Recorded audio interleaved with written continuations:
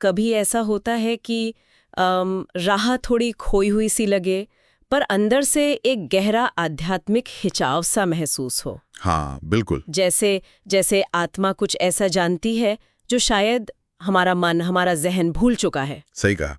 ये अक्सर केतु की ऊर्जा होती है, थोड़ी रहस्यमयी, है ना, शांत और बहुत प्राचीन सी लगती है। हाँ, तो आज हम इसी पर थोड़ी गहराई से बात करने वाले हैं। हाँ। हमारे पास जो जानकारी है वो केतु को सिर्फ एक वैदिक छाया ग्रह से कहीं आगे देखती है। बिल्कुल।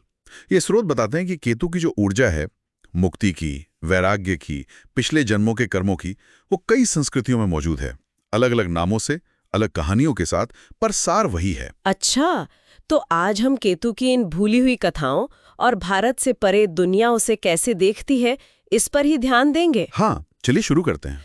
तो वैदिक कथाओं से ही लेते हैं पहले। स्रोत बताते हैं कि केतु असल में राक्षस स्वरभानु का धड़ है। जी हाँ, बिल्कुल। जिसका सिर समुद्र मंथन के दौरान भगवान विष्णु ने सुदर्शन चक्र से काट दिया था। अच्छा, और वो सिर राहु बना और धड़ केतु। वही। अब जरा सोचिए, बिना सिर वाला शरीर क्या दर्शाता है ये? इन स्रोतों के अनुसार ये एक तरह से मतलब अहंकार रहित अवस्था है, एक शुद्ध चेतना, जैसे कोई मौन संत। ओ, इसलिए केतु को मोक्ष से जोड़ा जाता है, आध्यात्मिक वैराग्य से। बिल्कुल, और गूढ़ शक्तियों से भी।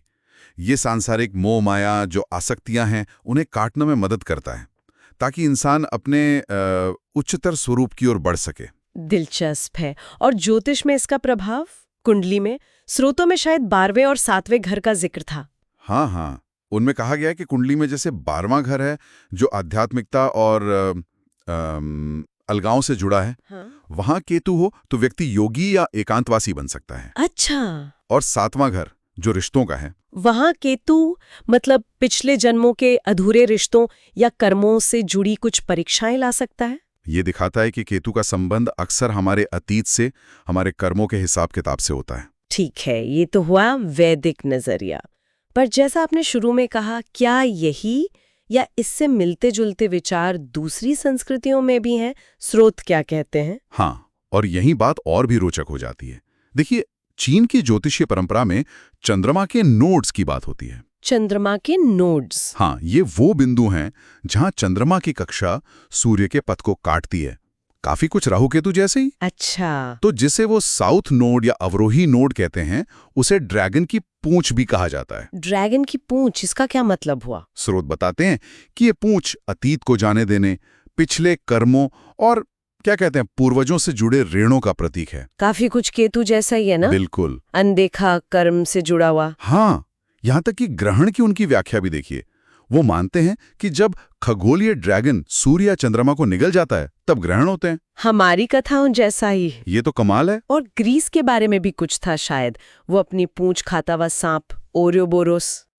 ओरोबोरोस बहुत गहरा प्रतीक है वो, अनंत काल का, मृत्यु और पुनर्जन्म के चक्र का। तो उसमें केतु कहाँ है? आप देखिए, उस चक्र में पूंछ का जो सिरा है वो अंत को दर्शाता है, जैसे केतु। लेकिन जैसा इन स्रोतों में इशारा है, हर अंत वो असल में एक नई शुरुआत का दरवाजा भी है। मतलब अंत में ही शुरुआत छिपी है। बिल्कुल। उस पूंछ में, उस अंत में ही एक तरह से उत्थान का, मुक्ति का रहस्य है। ठीक वैसे ही जैसे केतु में आध्यात्मिक मुक्ति की कुंजी मानी जाती है। ये दिखाता है कि कैसे अलग अलग सभ्यताओं ने अंत और वैराग्य में एक गहरा मतलब ढूंढा। तो अगर हम इन सभी बातों को मिलाएं, किसी की जन्म कुंडली में केतु की मौजूदगी का असल मतलब क्या निकाला जा सकता है? देखिए, ये स्रोत यही समझाते हैं कि केतु जहां भी बैठता है कुंडली में, वो कुछ खास चीजें ला सकता है। जैसे किसी क्षेत्र में पिछले जन्म की कोई महारत या छिपी हुई प्रतिभा। अच्छा। हाँ, या फिर संसारिक चीजों से एक तरह की अनासक्ति, कभी कभी हानि का अनुभव भी, जो असल में डिटैचमेंट सिखाता है। और अचानक से कोई ज्ञान मिलना, अंदरूनी समझ पैदा होना, यहाँ तक कि कुछ सूक्ष्म या मानसिक अनुभव भी हो सकते हैं। लेकिन इसका कोई दूसरा पहलू भी होगा, अगर कोई इसकी ऊर्जा को समझ ना पाए या विरोध करे तो? हाँ बिल्कुल। अगर कोई व्यक्ति केतु के पाठों को, मतलब वैराग्य और मोह छोड़ने की जो उसकी पुकार है, उसे नजरअंदाज करता है या उसका विरोध करता है, तो ये भ्रम पैदा कर सकता है, दिशाहीनता, बेचैनी ला सकता है। और अगर कोई समर्पण कर दे, उसके प्रवाह के साथ चले, तो लेखकों का मानना है कि ये व्यक्ति को आंतरिक रूप से मजबूत, लगभग अजेय बना देता है। बाहरी दुनिया की नजरों में शायद नहीं, पर अपने मन के स्तर पर जरूर। तो क्या इन स्रोतों में इस ऊर्जा के साथ तालमेल बिठाने, इसे संतुलित करने की कुछ उपाय भी बताए गए हैं? हाँ, कुछ व्यवहारिक सुझाव मिलते हैं, जैसे विशेषज्ञ की सलाह से कैटसाई रत्न यानी लहसुनिया पहनना, अच्छा। ओम केतवे नमः मंत्र का जाप करना, आवारा कुत्तों को भोजन देना, खासकर मंगलवार को, ये भी एक उपाय बताया गया है। और ये भी कि दुनिया में रहते हुए, अपनी जिम्मेदारियों को निभाते हुए भी मन से एक तरह का वैराग्य साधना। भागना नहीं है, पर जुड़ना भी नहीं है। मतलब डिटैच्ड रहना। हाँ, कुछ वैसा ही। और कभी-कभी कपूर जलाकर शांत बैठना, मौन में उस अंदरूनी आवाज को सुनना, उस अनदेखे से जुड़ने की कोशिश करना। तो कुल मिलाकर संदेश ये नहीं है कि दुनिया छोड़ के भाग जाओ। नहीं नहीं, बिल्कुल नहीं। संदेश ये है कि ये पहचानो कि तुम सिर्फ ये शरीर या ये दुनियावी पहचान ही नहीं हो। तुम्हारे अंदर एक गहरा शांत केंद्र है।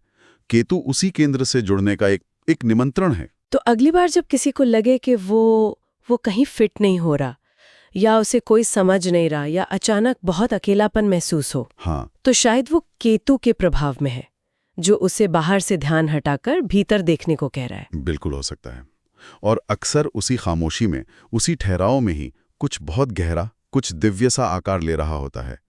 इन स्रोतों के अनुसार केतु कुछ छीनता नहीं है, वो तो मोह के बंधनों से आजाद करता है, मुक्त करता है। इस पूरी बातचीत पर सोचने के लिए एक आखिरी विचार।